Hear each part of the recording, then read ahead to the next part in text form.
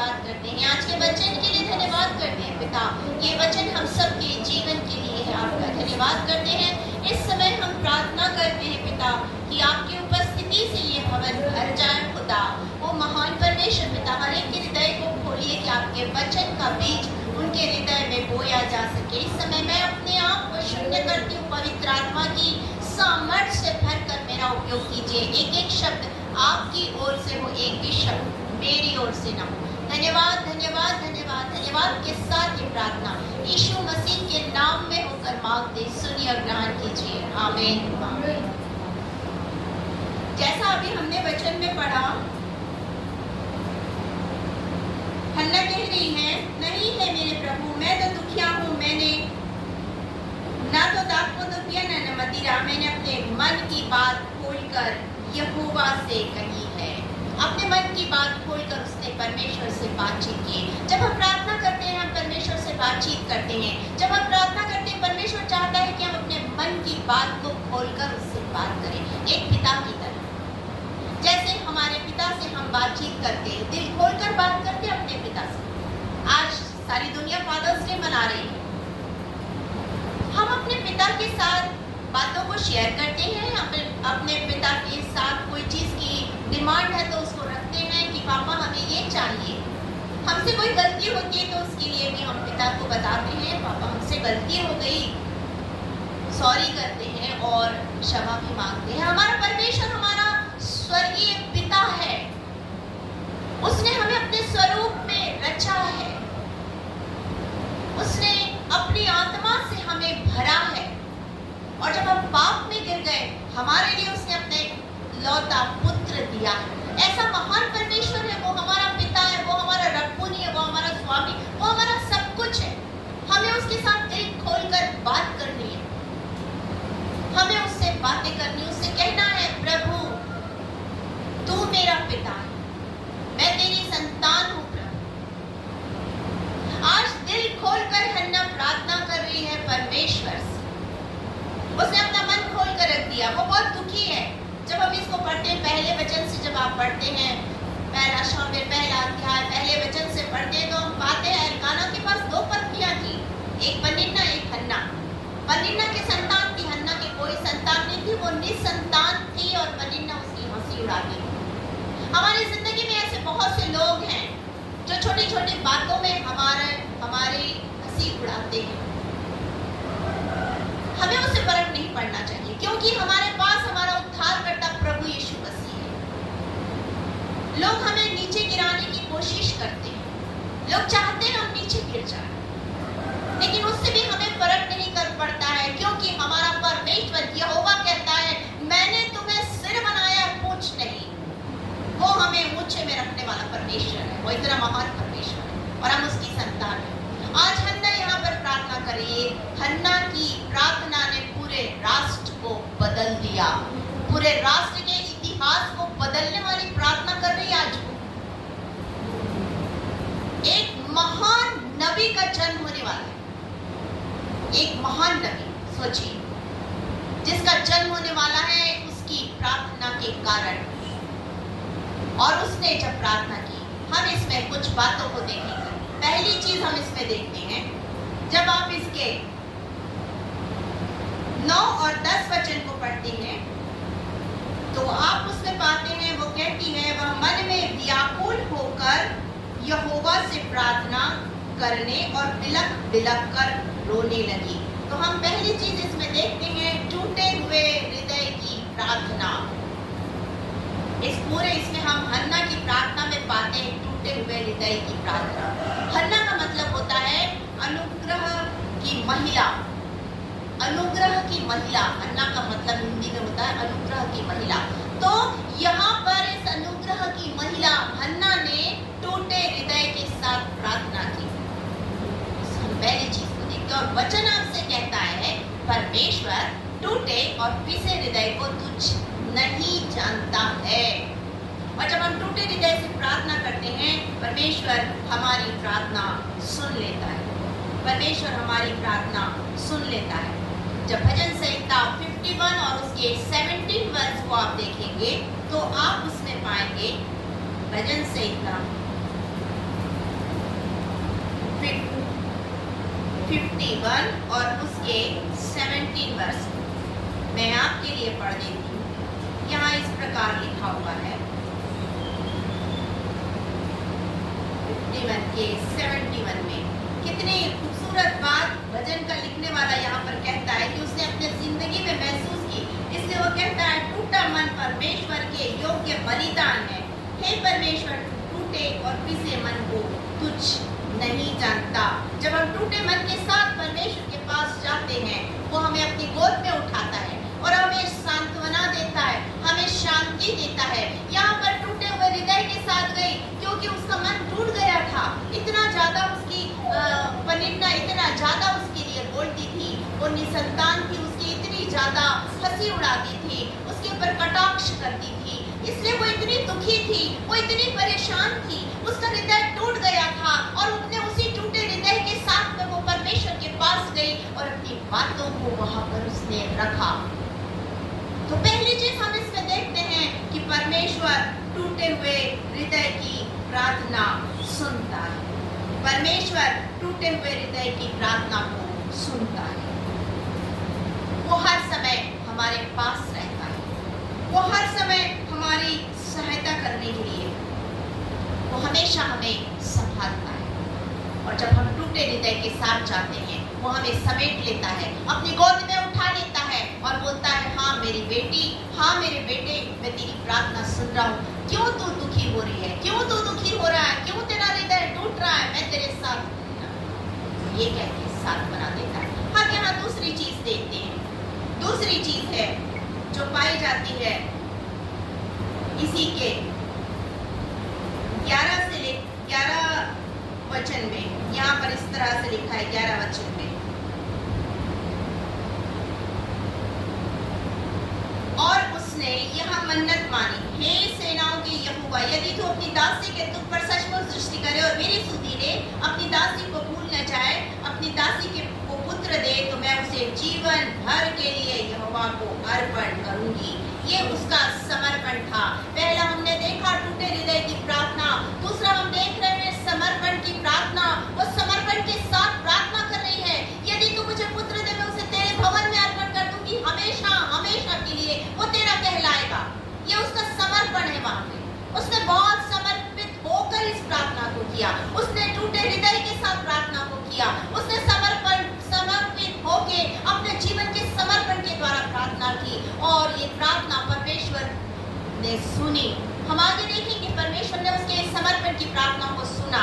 जब आप एस्तर रानी की पुस्तक को पढ़ेंगे, एस्तर और उसके 4थे अध्याय को, एस्तर चैप्टर 4 और उसके 16 वर्ष को पढ़ेंगे, जब आप उसके 9 वर्ष से आगे पढ़ना शुरू करेंगे, तो आप उसमें पाएंगे कि मुदरके जो उसका भाई था उसके साथ वो बातचीत करती है और मुदरके बताता है कि एक आज्ञा निकाली है राजा ने कि सारे यहूदी जाति को खत्म कर दे, क्योंकि हामान ने राजा से उस आज्ञा पत्र को लिया, मांगा है कि ये यहूदी जाति ठीक नहीं है और उसकी बुराई की है, और हामान के कारण ये राजाज्ञा जारी हुई है कि सारे यहूदियों को खत्म कर दिया जाए।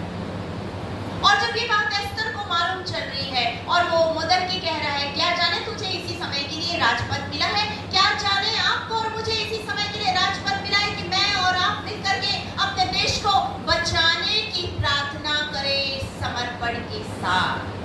आज हमें मिला है, हम बहुत आनंद के साथ कहते हैं हम राजपदधारी याजकों का समाज है, तो हमें भी तो राजपद मिला, हम राजा की संतान कहलाते हैं। परमेश्वर ने हमें ये राजपद इसलिए दिया है कि हम इस देश के लिए प्रार्थना करें उसी तरह जिस तरह से समर्पित भाव से एस्तर ने प्रार्थना की। बाइबल में लिखा है, उसने कहा कि सारे लोगों को बता दो, पूरी जाति के लोगों को बता दो कि हमें 3 दिन प्रार्थना करनी है ना।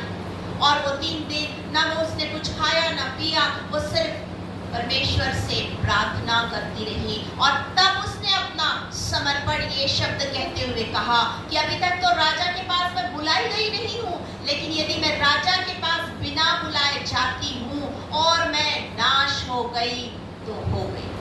उसने अपना समर्पण कर दिया, अपना बलिदान कर दिया। उसने कहा अगर मैं नाश हो गई तो हो गई, कोई बात नहीं, लेकिन मैं राजा के पास जरूर जाऊंगी इस बात को लेकर कि राजा मेरी जाति को तू बचा ले, मेरी जाति को तू बचा ले। वो इस बात की प्रार्थना लेकर समर्पण के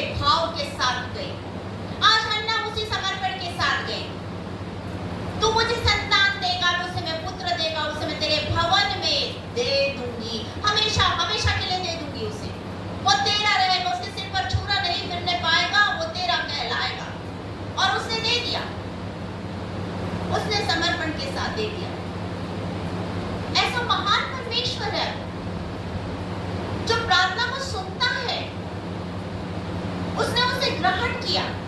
पहले उसने टूटे हृदय के साथ प्रार्थना की, दूसरी बार उसने प्रार्थना समर्पण के साथ की और उसके इस समर्पण को परमेश्वर ने स्वीकार किया। जब आप लूका रचित सुसमाचार और उसके पहले अध्याय और उसके 38 वचन, लूक चैप्टर 1 वर्स 38, जब आप उसमें देखेंगे तो आप पाएंगे कि मरियम के साथ में स्वर्गदूत आया, उसने बातचीत की, उसने कहा आनंद और जय तेरी हो, तुझ पर ईश्वर का अनुग्रह हुआ, प्रभु तेरे साथ है। और उसके बाद उसने बातचीत करना शुरू की और उसने बताया परमेश्वर की योजना क्या है। और आप जानते हैं पुराने नियम समय में जो कुंवारी लड़कियां यदि गर्भवती पाई जाती थी तो उन्हें पत्थर वहां करके उन्हें मार डाला जाता था। ये पुराना नियम था और उसी नियम के तहत अभी मरियम भी चल रही थी। मरियम को भी ये बात मालूम थी अगर मैं कुंवारी गर्भवती पाई गई तो मुझ पर भी पत्थरवाह होगा, मुझे भी मार डाला जाएगा। लेकिन उसने कहा उससे कुछ नहीं होगा। उसने अपने हृदय का समर्पण कर दिया, परमेश्वर के आगे अपना हृदय खोल दिया, अपने जीवन का समर्पण कर दिया, अपने आप का पूर्ण रीति से समर्पण कर दिया और कहा देख मैं प्रभु की दासी हूँ, मुझे तेरे वचन के अनुसार हो। देख लीजिए उसमें लिखा है देख मैं प्रभु की दासी हूँ, मतलब मैं प्रभु तेरी दासी हूँ और मुझे तेरे वचन के अनुसार हो, मैं समर्पण कर रही हूँ। अब जो करना है तेरा वचन करे, तेरे वचन के अनुसार मेरी जिंदगी में कार्य होने पाए। उसने इस बात की चिंता कतई नहीं की कि मेरा पत्थरवाह हो जाएगा। उसे अपने परमेश्वर यहोवा पर पूर्ण रीति से विश्वास है। पहली प्रार्थना टूटे हृदय की प्रार्थना है, दूसरी प्रार्थना समर्पण की प्रार्थना है। उसने समर्पित किया, अपने आप को समर्पित किया, परमेश्वर के सामने सौंप दिया अपने आप को और कहा तेरी मर्जी मेरे जीवन में पूरी। आज परमेश्वर चाहता है मैं और आप भी समर्पण के साथ प्रार्थना करें। लोग कहते हैं कि हमने प्रार्थना की, हमें संतान की आशीष प्राप्त हुई। आपने संतान की आशीष को पाया, आपने परमेश्वर को क्या दिया? परमेश्वर ने तो अपने इकलौता पुत्र तक दे दिया। आपने क्या दिया परमेश्वर? आज परमेश्वर आपसे पूछ रहा है आपने क्या दिया? तूने मुझे क्या दिया? मैंने तुझे सब कुछ दे दिया, पूरी कायनात उसने दे दी है, स्वर्गीय राज्य को दे रहा है। आज परमेश्वर चाहता है कि मैं और आप अपने जीवन का स्वामी उसे बना ले, अपना हृदय उसे दे दे और बोले मेरे हृदय में आ और वास कर। क्योंकि वचन हमसे कहता है हमारा हृदय पवित्र आत्मा का मंदिर है।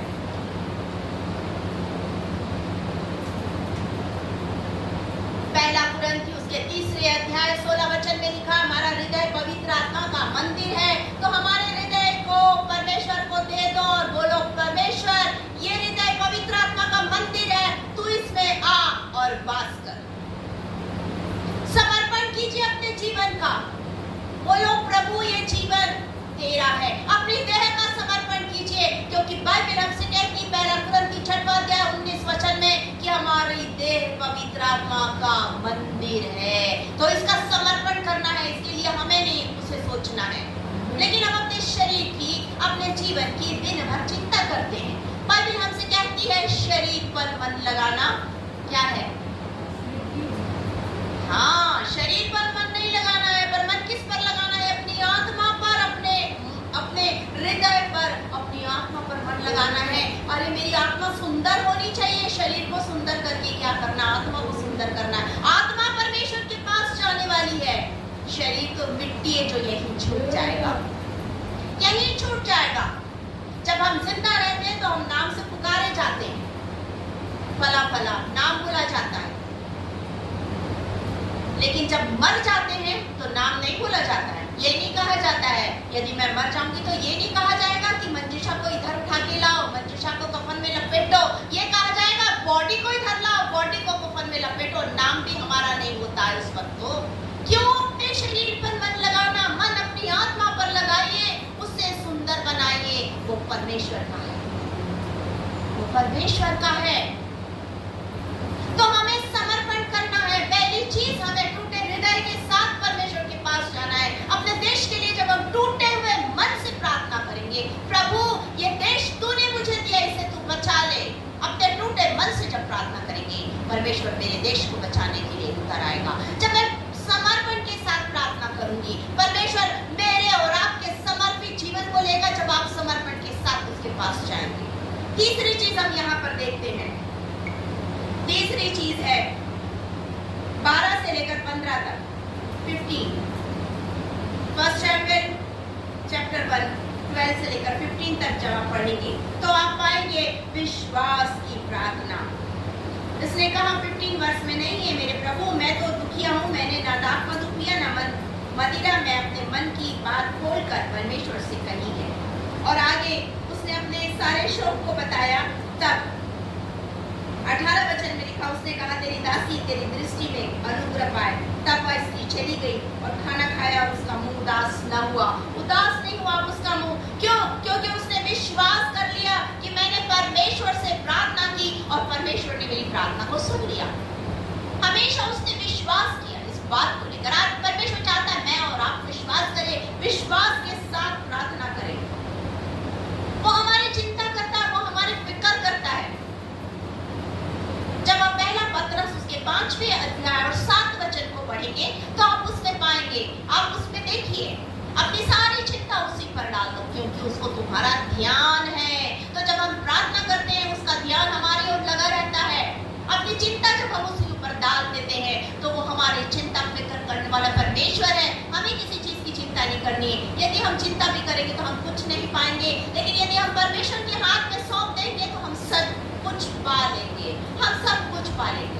हमें परमेश्वर के हाथ में हर चीज को सौंपना है क्योंकि वो महान परमेश्वर है, वो हमारी जरूरतों को पूरा करने वाला परमेश्वर है।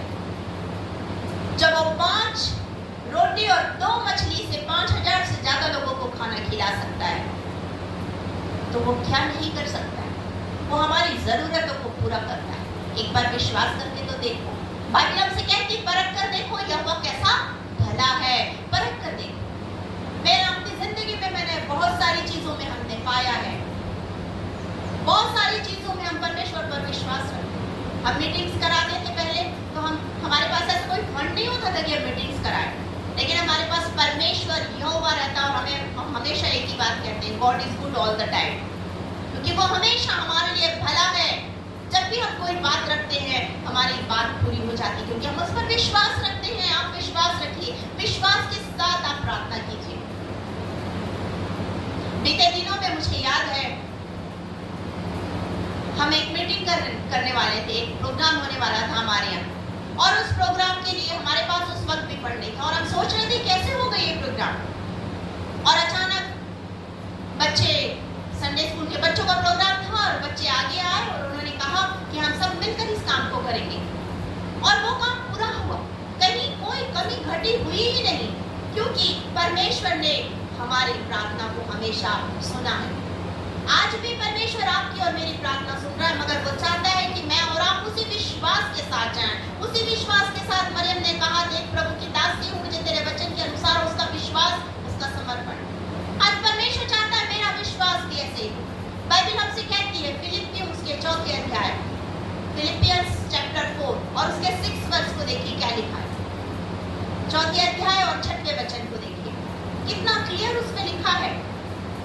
आप उसको पढ़ेंगे तो आप पाएंगे परमेश्वर हमारे जीवन से क्या चाहता है, हमारा जीवन कैसा होना चाहिए, हमें क्या करना चाहिए। मैं आपके लिए पढ़ देती हूँ।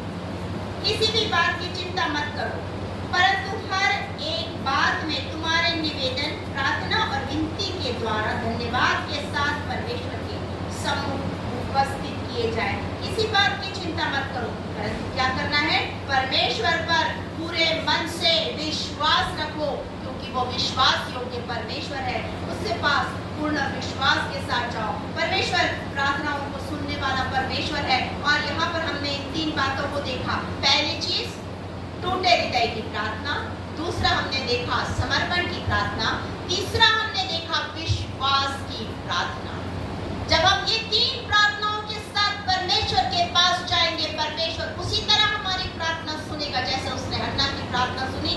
जब आप 19 और 20 वचन को पढ़ेंगे तो आप 20 वचन में पाएंगे, यहाँ पर लिखा है इसी के 20 वचन में, तब हन्ना गर्भवती हुई और समय पर उसके एक पुत्र हुआ और उसका नाम शामिल रखा क्योंकि वह कहने लगी, मैंने यहोवा से मांग कर इसे पाया है, यहोवा से मांग कर इसे पाया है। और उसके बाद उसने उसका पूर्ण समर्पण किया। इसी के जब आप 26 वचन को पढ़ेंगे तो आप पाएंगे, तब हन्ना ने कहा, हे मेरे प्रभु, तेरे जीवन की शपथ, हे मेरे प्रभु, मैं वही स्त्री हूँ जो तेरे पास खड़ी होकर यहोवा से प्रार्थना करती थी। यह वही बालक है जिसके लिए मैंने प्रार्थना की और यहोवा ने मुझे मुंह मांगा वर दिया, इसीलिए मैं उसे यहोवा को अर्पण कर देती हूँ। आज परमेश्वर यही चाहता है, जब हम विश्वास के साथ परमेश्वर के पास जाएंगे, समर्पित भाव के साथ परमेश्वर के पास जाएंगे, अपने टूटे हुए हृदय के साथ परमेश्वर के पास जाएंगे, परमेश्वर हमारी प्रार्थना सुनेगा, क्योंकि वो प्रार्थनाओं को सुनने वाला परमेश्वर, वो प्रार्थनाओं को सुनने वाला परमेश्वर है। आप भजन संहिता और उसके 34 अध्याय 34 और उसके 18 वचन को देखिए। भजन संहिता 34 और उसके 18 वर्ष को देखिए, क्या लिखा है उसमें। कैसा महान परमेश्वर है वो, कैसे हमारी प्रार्थनाओं को सुनने वाला परमेश्वर है वो, किस तरह हमारे साथ रहने वाला परमेश्वर है वो।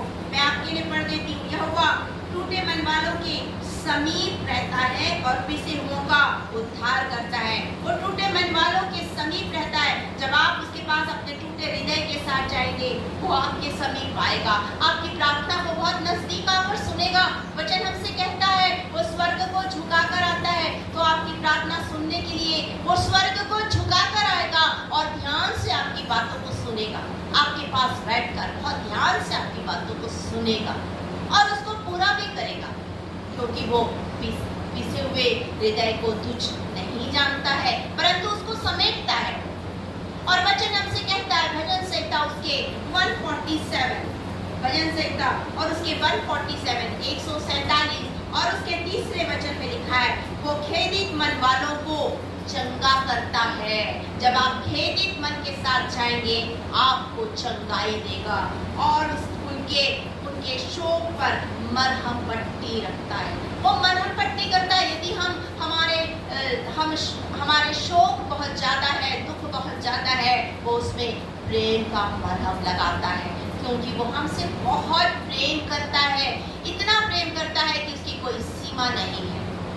यूहन्ना रचित सुसमाचार उसके 3 अध्याय 16 वचन को हम जानते हैं, परमेश्वर ने जगत से ऐसा प्रेम रखा कि उसने अपना इकलौता पुत्र दे दिया, ताकि जो कोई उस पर विश्वास करे वो नाश न हो, परंतु अनंत जीवन पाए। यहाँ पर जब हम देखते हैं, परमेश्वर का प्रेम दिखाई देता है। जब हम इस वचन को पढ़ते हैं, परमेश्वर के उसी प्रेम को पाते हैं। जब आप परमेश्वर की समीपता में जाएंगे, परमेश्वर के उसी प्रेम को पाएंगे। जब आप उस पर विश्वास करेंगे, परमेश्वर से जीवन को पाएंगे, अनंत जीवन को पाएंगे, उद्धार को पाएंगे। जब यीशु मसीह को आप उद्धारकर्ता ग्रहण करेंगे, वो प्रेम से अपनी बाहों में समेट लेगा और आपको कहेगा, अनंत जीवन तेरा है मेरे बेटे, अनंत जीवन तेरा है मेरी बेटी, क्योंकि वो हमारा पिता है, क्योंकि वो हमारा पिता है। वो हमसे बहुत प्यार करता है। इसीलिए तो उसने हन्ना की प्रार्थना को सुना। ऐसा नहीं कि हन्ना यदि पहले जाती तो नहीं सुनता, नहीं, लेकिन याद रखिएगा, हर एक चीज का एक समय होता है। ये समय हन्ना का था। हन्ना इस समय गई और प्रार्थना की, ये समय हन्ना का था। हमारी जिंदगी में भी जब कुछ चीजें होती है तो हम कहते हैं, अरे ये तो हमें पहले हो जाता तो कितना अच्छा होता, लेकिन वो पहले समय नहीं आया था, आज वो समय आया है, इसलिए आपके जीवन में वो आज पूरा हो, आज समय आया। परमेश्वर आपके जीवन का उपयोग करना चाहता है। परमेश्वर चाहता है कि आप उसके पास आए, उससे बातचीत करें, उससे प्रार्थना करें, उसे अपने दिल की बातों को खोलकर बताएं। मैं अपने दिल की बातों को खोलकर परमेश्वर के साथ शेयर करती हूँ, आप भी कीजिए। इसलिए करती हूँ क्योंकि परमेश्वर मेरा पिता है, इसलिए करती हूँ क्योंकि परमेश्वर मेरा स्वामी है, इसलिए करती हूँ कि वो मेरा मित्र है। वो ऐसा मित्र है जो मेरी बातों को सुनकर इधर उधर नहीं बताता है, अपने दिल तक रखता है, अपने पास रखता है। वो ऐसा मित्र है। वो मेरा चरवाहा है, वो मेरे लिए रोटी है, वो मेरी ज्योति है, वो मेरा सब कुछ है। आप भी उसे अपना सब कुछ बनाइए। हन्ना की तरह दिल खोलकर उससे बात कीजिए, अपने मन की बातों को कहिए, आज ही कहिए, अपने मन की बात खोलकर। आपके मन में जो भी बात है, किसी और से मत शेयर कीजिए, कोई आपके लिए कुछ नहीं कर पाएगा, लेकिन आपके लिए जो करेगा वो परमेश्वर यहोवा करेगा। अभी बहन अपने जीवन के बारे में बता रही थी कि मैं चाहती हूँ मैं वापस यहाँ आ जाऊं। दिल खोलकर परमेश्वर से बात कीजिए, अपनी बात बताइए, मैं यहाँ क्यों आना चाहती हूँ, मेरी क्या परेशानी है, अपनी बात खोलकर बताइए। वो आपकी बातों को सुनेगा और वो पूरा भी करेगा। हन्ना की प्रार्थना सुनी गई क्योंकि उसने टूटे हृदय के साथ प्रार्थना की। हन्ना की प्रार्थना सुनी गई क्योंकि उसने विश्वास के साथ प्रार्थना की। हन्ना की प्रार्थना सुनी गई क्योंकि उसने अपना समर्पण किया, समर्पण के साथ प्रार्थना की, इसलिए उसकी प्रार्थना सुनी गई। आज आप भी अपने विश्वास के साथ आइए, अपने समर्पण के साथ आइए, अपने टूटे हृदय का बलिदान परमेश्वर को चढ़ाइए। परमेश्वर निश्चित रूप से आपकी प्रार्थना को भी सुनेगा क्योंकि वो आपकी प्रार्थना सुनने आया है। इस समय हम अपनी आंखों को बंद करेंगे, अपने स्थान पर खड़े होंगे, अपनी आंखों को बंद करेंगे, अपने हाथों को उठाएंगे और परमेश्वर से कहेंगे अपने टूटे हृदय के साथ, अपने समर्पण के साथ, अपने विश्वास के साथ, प्रभु मैं तेरे पास आती हूँ, तेरे पास आता हूँ। परमेश्वर आपकी प्रार्थना सुनने के लिए तैयार है। परमेश्वर आपकी प्रार्थना सुनने तैयार है। Thank you Lord, thank you Jesus. आप महान परमेश्वर है, आप प्रार्थना को सुनने वाले परमेश्वर है। धन्यवाद के साथ स्तुति गाऊंगा, यीशु मेरे खुदा, उपकार तेरे हैं बेशुमार, कोटि कोटि स्तुति। धन्यवाद, धन्यवाद दीजिए, धन्यवाद दीजिए परमेश्वर को, धन्यवाद दीजिए। परमेश्वर आज आपके जीवन में काम करने जा रहा है। रिसीव कीजिए उस आशीष को, उस चंगाई को रिसीव कीजिए। Thank you Lord, thank you Jesus. धन्यवाद, धन्यवाद, धन्यवाद सारे आशीष को देने वाले दाता सर्वशक्तिमान पिता, हम आपका धन्यवाद करते हैं। धन्यवाद करते हुए समय आपके पास आते हैं खुदा। धन्यवाद देते पिता परमेश्वर आपकी दया, आपकी करुणा, आपके प्रेम, आपके अनुग्रह के लिए। महान परमेश्वर पिता, आपने हमारे जीवन में सुंदर समय दिया। आपके वचन को हमने सुना प्रभु, पढ़ा प्रभु, जाना प्रभु, मनन किया प्रभु।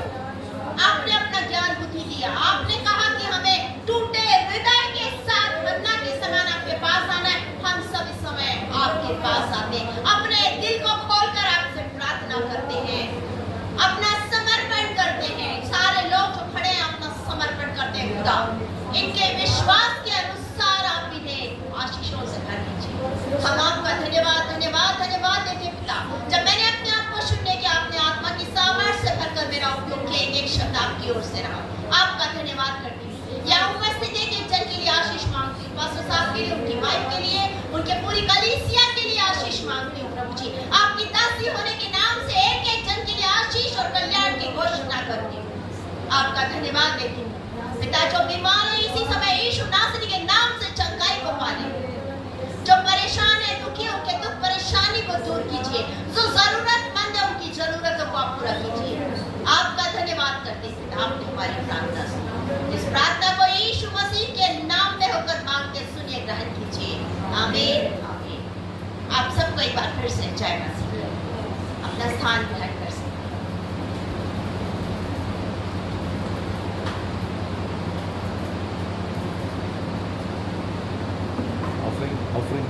आइए अपन सब बेटे चढ़ाएंगे। सिस्टर जी प्रार्थना